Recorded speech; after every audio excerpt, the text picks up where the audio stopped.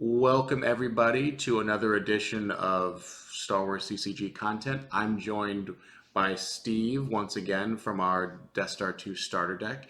And today we are here to rank light side objectives. So we're going to have three tiers. We're going to have low tier, mid tier, and then sort of A tier or the high tier.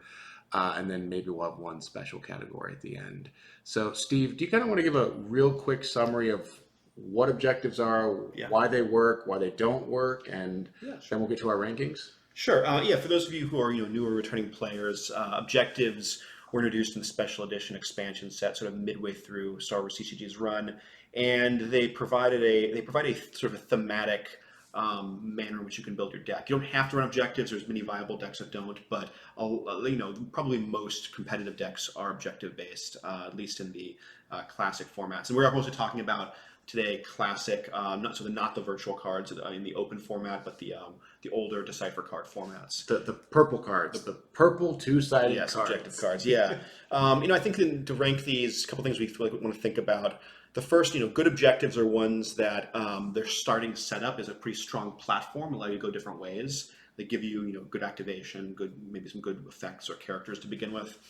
Good objectives also are not too hard to flip, meaning to complete the initial phase of them, so they can get to the backside, the type of the Destiny 7 that usually has good benefits. So they both need to be, flippable, and they need to have a payoff for you accomplishing the flip. And lastly, this is sort of a more difficult concept, but the better objectives are ones that are less card intensive. Remember, this is a game about making your opponent lose all the cards in his or her deck. So, like, if you're having to put a ton of cards out to even make them work, then you're already running behind. So the better objectives are a little less card intensive. Absolutely well put, Steve. So let's start our rankings. I don't want to say this is in last place, but I think it's in our lowest tier, and that's the hyperdrive has gone out. So the entire idea with this is to stage a bunch of fights at Watto's junkyard, and it just doesn't work. You get smacked down. It I've tried playing it a couple times, and maybe folks, if you have ideas in the comments, please let me know a better way to play this. But I just get absolutely walloped with this and can't find a way of making it work. So this is going to be the hyperdrive has gone out, and the flip side is we'll need a new one. This is in our it's called the C tier here. So you want to do the next one, Steve? Sure, and of course, please in the comments disagree with us. You think we got any of these wrong? Obviously, there's many more experienced players than us. But this one, I think probably there's no argument with local uprising, and this flip side is liberation. Yeah, this card is not playable, and getting into all the reasons, the historical reasons why, would take a whole video of its own. But the reason is that operatives were neutered because they were overpowered when they were initially released, and after there was not enough play testing on them. A lot of articles about this online, but they changed the operative rules, so operatives cannot. They can't initiate battle or force raid on their own, so that makes them useless. So yeah, this is a not playable objective. Don't run it.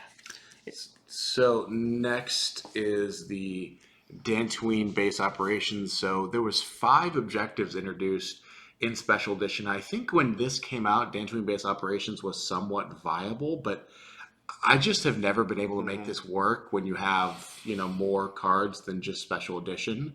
So it's a nice idea, right? It's kind of this rebel base, and the flip side is more dangerous than you realize.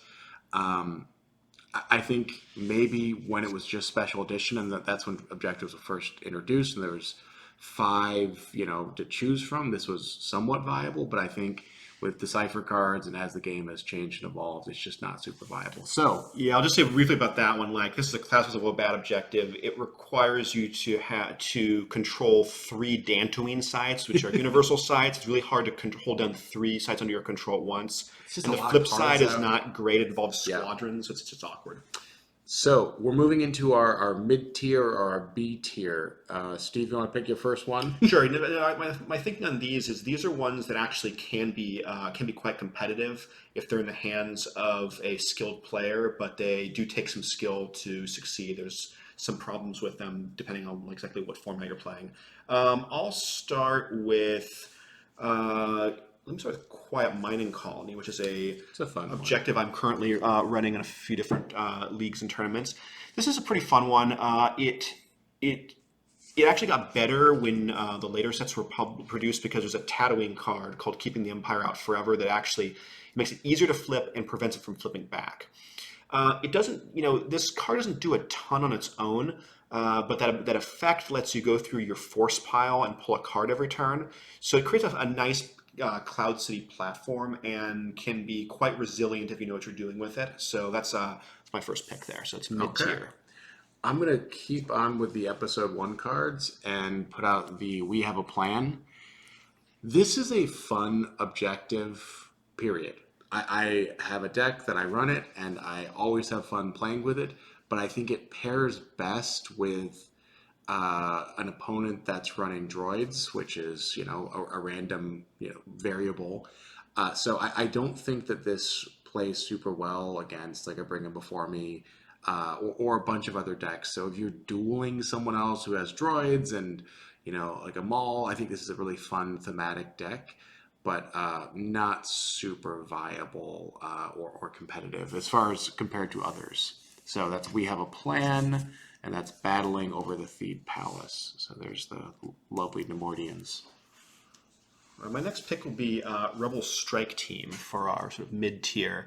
I ran this one at 2021 Worlds Throwback event, and did all right. The thing about this, so this is battling over Endor with scouts is the idea. So the thing about it is it's pretty hard to flip because you have to control 3 exterior Endor sites with 2 Rebel Scouts at each. That's kind of a tall order. There are a lot of ways to cheat out in Rebel Scouts. And the payoff is okay. If you're trying to do this deck to blow up the shield generator and cause a lot of force loss and so forth, that's really tough and really card intensive. It's doable. But if you're just trying to, it is a decent platform for some Endor-based shenanigans. There's a lot of shenanigans you can do, and there's a couple of really good players in this game who've run this for years. So yeah, mid-tier, it's fun, but it requires some skill to win. All right, next up, just a quintessential concept in the Star Wars CCG of rescuing the princess. I like this objective. You're kind of playing with some Death Star sites, and the flip side is very good. Yes, very backbreaking if you can flip it. So if you can flip this, your opponent is very hamstrung. Because every character that's lost is put out of play, so putting Vader out of play would make certain decks just fold. Yep, and then also just having to use one force to force train because you're force training your control, so you have to be carried. It's just very good. You can flip it, but it's hard to flip like many of these. And I think this is one of the big critiques I'd have of the objectives writ large is they're hard to flip. They require 10 cards or something. And before you flip, this does nothing. So Yes. when it puts you in your, you begin sort of in a weak position on the Death Star. There are tricks to rescue Leia using some shenanigans like lift tubes or patrol craft, but more experienced players know the right moves to block those tricks. Yep. And so that's why it's in our mid-tier here. Fun to play, very thematic, very quintessential sort of Star Wars, but ultimately not incredibly viable at a really competitive level. We'll go with Messiasi base operations, the next one in the mid-tier. This is about blowing up the Death Star, and it's fun. And it's actually not terribly hard to do, especially if you're playing with the Tatooine set, because it includes an effect to help you with that and give you some benefits later on. It's pretty card intensive. There's a lot of cards you need to pull out to make this work, but it's a fun split space platform you're putting together. So I think the drawback is how card intensive it is. But yeah, a fun mid-tier thematic one. All right, I'm going to talk about the Senate. I think that the Senate can be really good and powerful if played well and you get a really good draw and you can just cram senators in there. But I also think that this deck, generally speaking, is solitaire, right? And you can just be holed up in the Senate. It's not an incredibly interactive deck. I do think, and maybe Steve and I will build Senate decks to battle with each other. It's kind of fun. We're based here in DC. Politics is on the menu, but I think that this is fine, but I wouldn't build a super competitive deck. And it was also basically nullified by shields. So I think kind of mid-tier, not terrible, but not great. The last one I'll put in the sort of mid-tier category is Agents in the Court. I'm not terribly knowledgeable about this. I've played against it a few times. It allows you to play non-unique aliens on Tatooine and use them with a number of other cards to either like overpower your opponent or do some control aspects. I've seen it work pretty well occasionally, but it's also, I think, certain very powerful dark side objectives can sort of steamroll this one. So, what in the comments, correct me if I'm wrong, but I think this one is kind of it's okay. It can work sometimes. Agree. Which one's next? So that's going to be the end of our B tier or mid tier. So we're going to move on to our sort of A tier, and we'll handle this. Which I think some people are gonna question this, but I think this is a good objective because you just get so much force generation out really quick. Because I believe the Theed Palace Generated Core has 3 light side icons, so you can be generating like 6, 7 force on your first turn.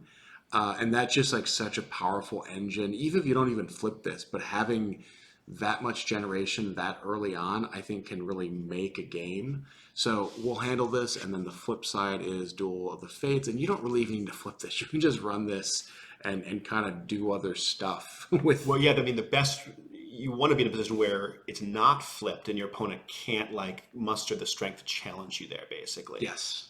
Because if they can, then the backside, unless you can actually take them out with the combat, is not as good for you until you can begin taking them out. You can take out Dark Jedi. I mean, so the cat is that card is that card dominated, I think, tournaments towards the end of Decipher's run after Reflections 3 was released. As virtual sets were released, it is lost its effectiveness. There's a lot of counters for it, but in the Decipher cards only format, that's a very, very good objective. Let me go with Hidden Base. This is one of the all-time great objectives. It's great in every format where it can be played. It had to be errated at one point. I can go into the details, but look up the errata. It means you can't flip it until I think you have 5 systems on the table. First of all, it's super fun, thematic.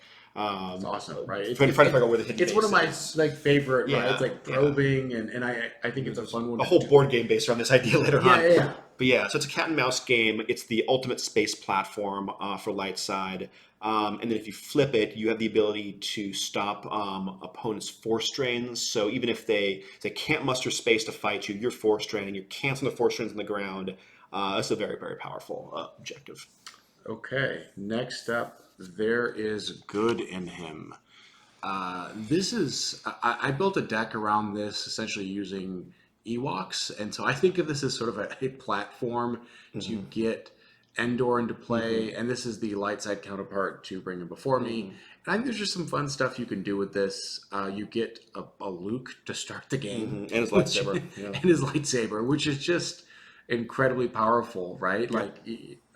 So that's nice to have out, and the opponent, if they're not prepared to battle something like this, then you can really catch them pretty flat-footed. So this is why it's in our A tier. Yeah, and I think this has been pretty competitive consistently through the years, and even in the current open format, I think it's played. Let me go with. I'll go with mine, which you have learned next. I think this one, I mean, maybe there's some debate between whether this is A or B. I think it's waxed and waned over time, but it's still one of those classic objectives. This one is about training an apprentice on Dagobah. Usually, for most of the game's history, I think it's you train Leia on Dagobah, so that your copy of Luke can run around and do other things elsewhere. His daughter of Skywalker can be trained as an apprentice. Most people don't try to flip this. So most people don't train up through Jedi Test 5. You're really trying to get the benefits off of tests, I believe, 1 and 3. 1 cancels force strain bonuses, and 3, I think, is the one that makes you have to put has an ability of 6 or higher to draw Destiny, or something like that.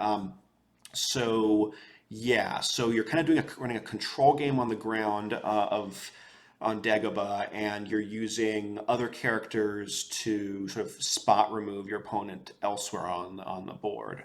And yeah, and then you just the effects of the Jedi test begin to pile up. Now, I've actually played it where I've tested beyond that, and it can. I think that probably is more in the B tier, but it can be some really fun stuff if you try to test farther. So, mine what Okay. you've learned.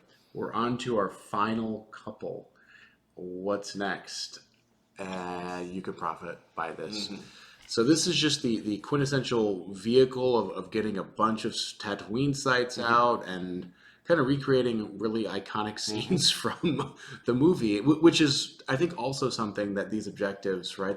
They're supposed to sort of set the scene and then let the players take on. So Profit is just a great way of getting a bunch of mains on Tatooine and to play around, right?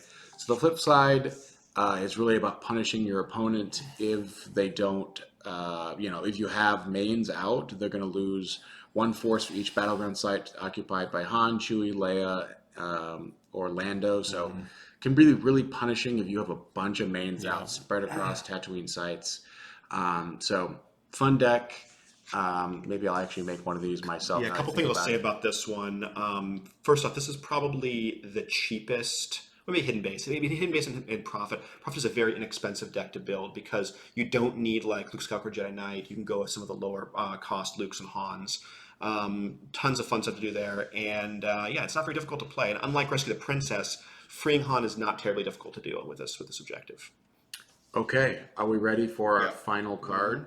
So we're going to create a new tier and call this the S tier because I think anybody who has played this game will agree that Watch Your Step is just the best light side objective. I don't think that's controversial. And I mentioned this in a previous video, but Decipher actually put the Art of Great Games in Arabesh right here. So a little Easter egg that I think I've mentioned previously. But Watch Your Step is just so solid. The Reflections 2 Smuggler package that came out with the premiums are really good. They still are really good. Dash Rendar and Outrider and like all these cards are viable even without V cards, right? Or anything. Yeah. And we don't really play V cards, but I think Watch Your Step is great. You flip it, and you got like a tremendous amount of force generation. It's just fun playing in space. You can play on the ground. I think usually you do space. Yeah, usually you're doing a lot of space. So the thing about this card, it checks all the boxes for a good objective I've mentioned before. Its starting platform is solid. You get the Cantina, you get the Tatooine system, and I think you get the docking bay, if I'm not mistaken. So you get a good amount of force at the beginning. But really where it shines, look, to flip it, you need to just occupy 2 battlegrounds of smugglers, not control with 2 scouts each, like our Rebel Strike team. Just occupy, just have them there in front of, each have 2 smugglers, 2 battlegrounds. So you can flip it like turn 1, maybe even turn 1. And the backside, you're going to be able to play interrupts from your lost pile again, which is like something that I don't think exists anywhere else in Star Wars CCG. That's like Magic the Gathering type it's stuff. Like very good. Yeah, it's like graveyard. Yeah, so Lost Interrupts are usually have the most powerful abilities. You're playing those again. You're getting to draw an extra Battle Destiny with 2 smugglers, make scrubby smugglers into powerhouses. Yeah, it's busted. So yeah.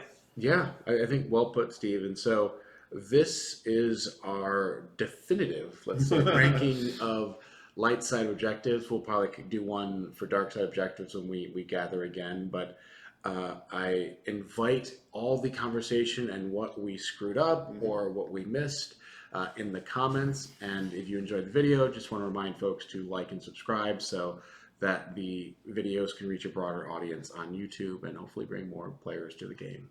So thank you, everybody, and have a good rest of your day.